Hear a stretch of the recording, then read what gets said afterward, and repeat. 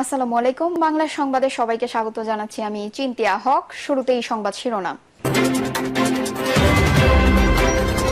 শেখ হাসিনাকে আশ্রয় দেওয়া নিয়ে প্রশ্ন উঠেছে ভারতে। এদিকে দেশবাসী এবার জামায়াতকে ক্ষমতায় দেখতে চায়। জানাবো সংঘর্ষে জড়ালো বিএনপির দুপক্ষ, আসামি আওয়ামী লীগ নেতাকর্মী। রাজশাহীতে সার্জিস আলম, সম্পর্ক ভালো রাখতে চাইলে হাসিনাকে ফেরত দিতে হবে। এবং সর্বশেষ জানাবো মিরপুরে গ্যাস সিলিন্ডার বিস্ফোরণ, মৃত্যুর সংখ্যা বেড়ে 5। দর্শক শুনছিলেন সংবাদ শিরোনাম, এখন বিস্তারিত। শেখ হাসিনাকে আশ্রয় দেওয়া নিয়ে প্রশ্ন উঠেছে ভারতে। ছাত্র জনতার তুমুল আন্দোলনের মুখে গত 5 আগস্ট প্রধানমন্ত্রীর পদ থেকে পদত্যাগ করে ছোট বোনকে সঙ্গে নিয়ে বাংলাদেশ থেকে ভারতে চলে যান শেখ হাসিনা। সাবেক প্রধানমন্ত্রী তখন থেকে ভারতের রাজধানী নয়াদিল্লিতে রয়েছেন। সেখানকার এক বাংলোতে থেকেই প্রায় তিনি রাজনৈতিক বিভিন্ন বক্তব্য বিবৃতি দিচ্ছেন। এমন পরিস্থিতিতে শেখ হাসিনাকে ভারতে কিসের ভিত্তিতে আশ্রয় দেওয়া হয়েছে তা নিয়ে প্রশ্ন উঠতে শুরু করেছে দেশটিতেই। দুদিন আগে এই প্রশ্ন তুলেছেন ভারতের সংসদের কয়েকজন সংসদ সদস্য। ঢাকা সফর থেকে ফেরার দুদিন পর গত বুধবার ভারতের পররাষ্ট্র সচিব বিক্রম মিশ্রি দেশটির পররাষ্ট্র মন্ত্রণালয়ের সংসদীয় স্থায়ী কমিটির সঙ্গে বৈঠক করেন। ওই বৈঠকে প্রধান উপদেষ্টা অধ্যাপক ডক্টর মোহাম্মদ ইউনূস সহ বাংলাদেশের অন্তর্বর্তী সরকারের শীর্ষ কর্মকর্তাদের সঙ্গে আলোচনার বিষয়ে ব্রিফ করেন তিনি। দিল্লিতে 2.5 ঘন্টারও বেশি সময় ধরে চলা ব্রিফে দেশটির 21 থেকে 22 জন সংসদ সদস্য উপস্থিত ছিলেন। বুধবারের ব্রিফে অংশ নেওয়া একাধিক সূত্রের বরাত দিয়ে দেশটির সংবাদ মাধ্যম আইএনএস জানায়, ব্রিফিং এর সময় পররাষ্ট্র সচিব বিক্রম মিশ্রির কাছে ভারতের কয়েকজন সংসদ সদস্য শেখ হাসিনা কোন মর্যাদায় দেশটিতে অবস্থান করছেন সেই সম্পর্কে জানতে চেয়েছেন। বাংলাদেশের সাবেক প্রধানমন্ত্রী ভারতে আশ্রয়ের বিষয়ে প্রশ্ন করে তিনি বলেন, বাংলাদেশের ক্ষমতাচ্যুত প্রধানমন্ত্রী শেখ হাসিনা ভারতে কেন আশ্রয় নিয়েছেন এবং বাংলাদেশের সরকারের বিরুদ্ধে বিবৃতি দিচ্ছেন। ভারতের প্রধানমন্ত্রী নরেন্দ্র মোদী নেতৃত্বাধীন বিজেপি সরকার কি শেখ হাসিনার এসব বক্তব্যকে সমর্থন করছেন, প্রশ্ন করেন তিনি। ওয়াইসি বলেন, একটি দেশ হিসেবে বাংলাদেশের সঙ্গে ভারতের পররাষ্ট্রনীতির সম্পর্ক হওয়া উচিত, কোনো বিশেষ পরিবারের সঙ্গে নয় বলে মন্তব্য করেন আসাদুদ্দিন ওয়াইসি। দেশবাসী এবার জামায়াতকে ক্ষমতা দেখতে চায়।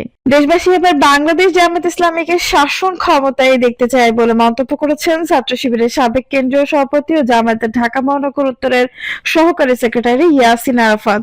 তিনি বলেন, বাংলাদেশের জনগণ অতীতে আওয়ামী লীগ, বিএনপি ও জাতীয় পার্টির দেশ পরিচালনা দেখেছে, এবার জামায়াত ইসলামী শাসন দেখতে চায়। জামায়াত এই মুহূর্তে রাষ্ট্র পরিচালনা করতে সম্পূর্ণ প্রস্তুত রয়েছে। মামলা হামলা সহ নানা অত্যাচারের পরও জামায়াত শিবিরকে নিষিদ্ধ করে 4 দিনের ব্যবধানে আওয়ামী লীগ জনগণ কর্তৃক নিষিদ্ধ হয়ে দেশ থেকে পালিয়ে গেছে।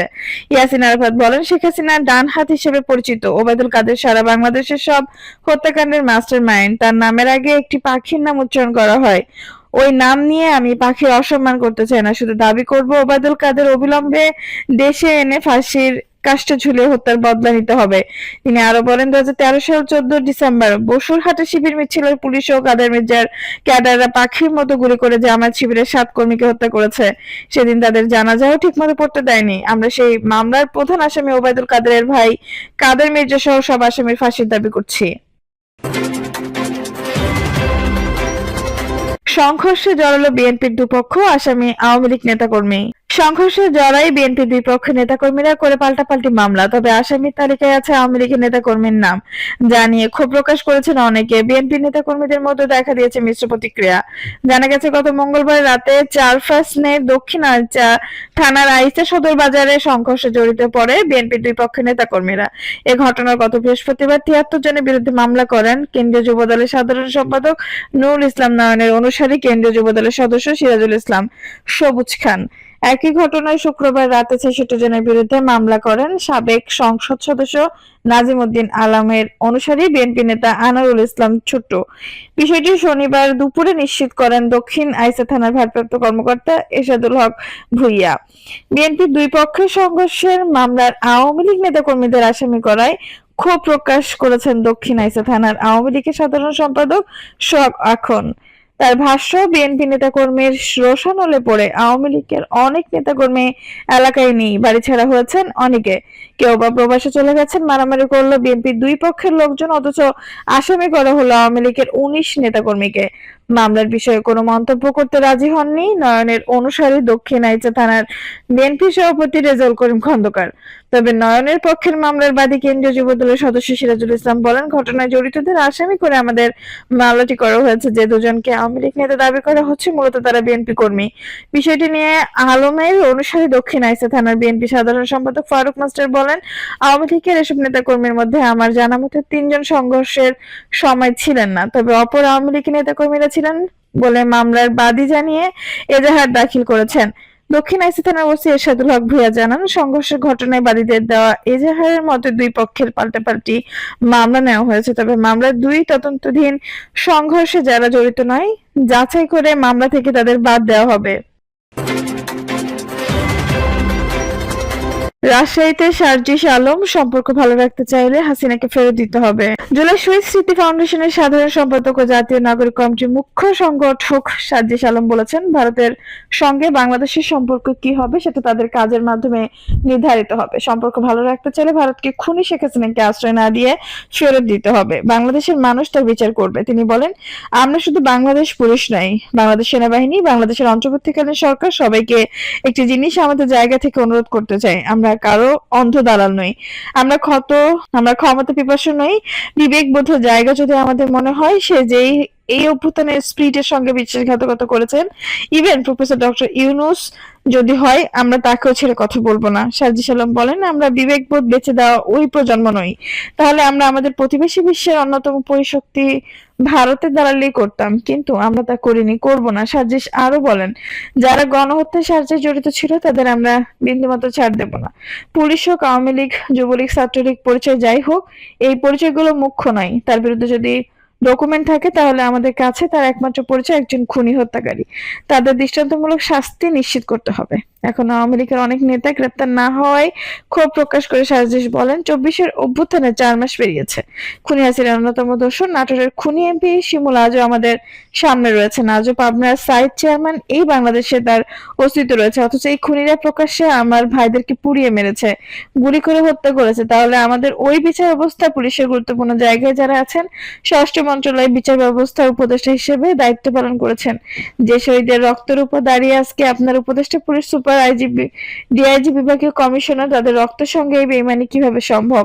শহীদদের লাশ তুলে ময়না তদন্ত না করার আহ্বান জানিয়ে সার্জিস আলম বলেন, 24-এর অভ্যুত্থানে যারা শহীদ হয়েছেন তাদের হত্যা মামলার জন্য কারো লাশ উত্তোলন করা যাবে না। আমরা স্বরাষ্ট্র মন্ত্রণালয়, বিচারিক যে মন্ত্রণালয় রয়েছে, সংশ্লিষ্ট সকলকে একটি কথা বলে দিতে চাই, যে ভাইয়ের জীবনের রক্তের উপরে ওই চেয়ারে আপনারা বসে রয়েছেন, আপনারা 4 মাস পর তাদের লাশ উত্তোলন করতে পারেন না। তিনি 15 আগস্ট শেখ মুজিবুর রহমান এবং তার পরিবারকে হত্যার সঙ্গে যারা জড়িত ছিল তাদের বিচারের জন্য যদি ডেড বডি কবর থেকে তোলা না হয়, তাহলে এই 24-এর অভ্যুত্থানে নতুন বাংলাদেশ আনতে গিয়ে যারা শহীদ হয়েছে কেন তাদের লাশ উত্তোলন করতে হবে? গণহত্যা জড়িত কাউকে ছাড় দেওয়া হবে না। উল্লেখ করে তিনি বলেন, এই গণহত্যার সঙ্গে আমরা পুরো বাংলাদেশ পুলিশকে জড়িয়ে দেব না, কিন্তু দায় সারা কথাও আমরা মেনে নেব না যে খুনি হাসিনা বলেছেন বলে গুলি করেছি। খুনি হাসিনা যদি গুলি চালানোর হুমকিও দেয়, তাহলে একজন ব্যক্তি হিসেবে আপনার মনুষ্যত্ববোধ, দেশের মানুষের জন্য যে শপথ নিয়েছেন সে মনুষ্যত্ব কোথায় ছিল? কতিপয় পুলিশ সদস্য সরাসরি এই হত্যাকাণ্ডে জড়িত ছিল, তাদের কেন এখনো বিচার হচ্ছে না? আজকে আমরা দেখেছি ওইসব পুলিশ নতুন করে পোস্টিং এর মাধ্যমে দায়িত্ব পালন করে যাচ্ছে। খুনের শাস্তি কি শুধু বদলি? তিনি বলেন, পুলিশ এই মামলাগুলো নিচ্ছে না যে মামলাগুলোতে তাদের পুলিশ সদস্যদের নাম রয়েছে। বিভিন্ন জায়গায় রাজনৈতিক সমঝোতা হচ্ছে, বিভিন্ন রাজনৈতিক দল ওই খুনি আওয়ামী লীগ, যুবলীগ, ছাত্রলীগ টাকার বিনিময়ে বাঁচানোর জন্য ব্যাকডোরে নেগোসিয়েশন করছে। এই যে মামলা বাণিজ্য, এই যে রাজনৈতিক দল যেমন জড়িত রয়েছে, তেমনি প্রশাসনের গুরুত্বপূর্ণ ব্যক্তিও জড়িত রয়েছে। নতুন বাংলাদেশের পুলিশ সদস্য বিভিন্ন জায়গায় মামলা বাণিজ্য করছে। গণহত্যা জড়িত পুলিশ সদস্যদের বিচারে পুলিশকেই সহায়তা আহ্বান জানিয়ে এই ছাত্র নেতা বলেন, পুলিশের যে সকল সদস্য গণহত্যায় জড়িত ছিল, যারা জড়িত ছিলেন না, তারা যদি তাদের বিচারের জন্য সহযোগিতা না করেন, তাহলে পরোক্ষভাবে আপনারও গণহত্যা জড়িত হয়ে যাবেন। কালো দাগ লেগে গেছে পুলিশে, এই কালিমা আপনাদেরই মুছতে হবে। সার্জিস বলেন, কোন রাজনৈতিক দলের দালালি আপনাদের কাছ থেকে প্রত্যাশা করি না, আপনারা এটা করবেন না। পুলিশ দায়িত্বশীল হলে আগামী 6 মাসে বাংলাদেশ ঠিক হয়ে যাবে।